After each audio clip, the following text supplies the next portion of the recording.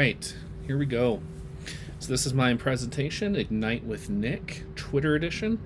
It says Twitter edition, which implies that there are other editions, but I assure you that this is the only one. I decided to do my presentation around tweets, specifically like funny literature tweets. And the reason I did that is because I have a background in social media that's actually where I got my start in working with trying to communicate ideas. And it's what inspired me partly to go back to school and to pursue teaching more broadly. So I thought it would be a good idea to do some tweets in the background.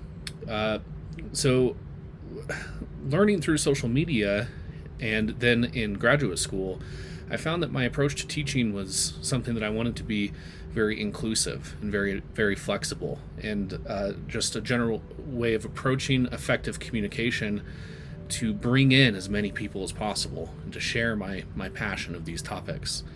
And this ended up being something that was really extended on in this class. It was something that Kate and the readings really underscored, and it was something that kind of amplified and brought out my values.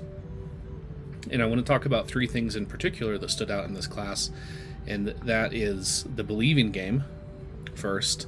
This was a really fascinating read for me because as someone who has a background in philosophy, I got my master's degree in philosophy, you were really taught to be skeptical, to use critical thinking skills to bring a critical eye to the things that you read. And while I think that those are obviously really valuable things, the believing game was an eye-opening read for me because it embraced a lot of the same philosophical values that I had come to learn through graduate school, but in a very charitable, compassionate way. And that is one reading that I definitely want to incorporate in my future classes.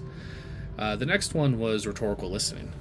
And rhetorical listening, similarly, was something that I felt amplified the compassionate and inclusive areas of my teaching that I want to really focus on and hone over my experience with teaching.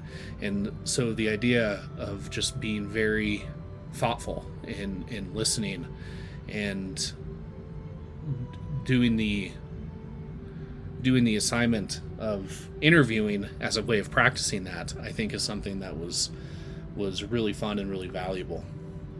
And then the last thing that I'll talk about for now, and this is just about the class broadly speaking, and that's labor-based grading. I've known for a long time that for me as a teacher, I didn't want to approach grading in the traditional way. I really disliked and continue to dislike the way that grading is talked about in classrooms and the pressure that it puts on students. And it's not something that I want to incorporate. It's something I want to avoid as much as possible, as much as feasible while working within these systems. And that was really an exciting thing to come across in this class. It was the first time for me where these labor-based gradings and just a general lack of focus on letter grades really came into play. It was the first time that I actually got to experience that for myself.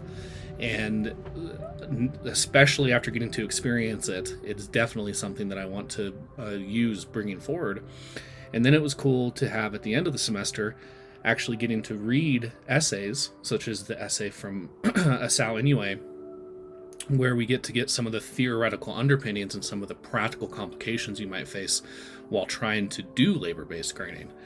So all three of these things, the believing game, rhetorical listening, labor-based grading, these are three amazing things that I want to be very deliberate about incorporating in my future pursuits as a teacher.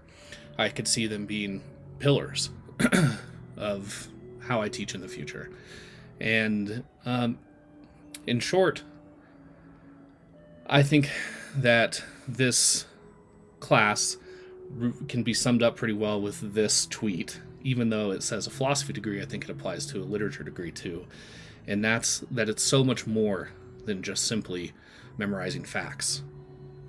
Thanks.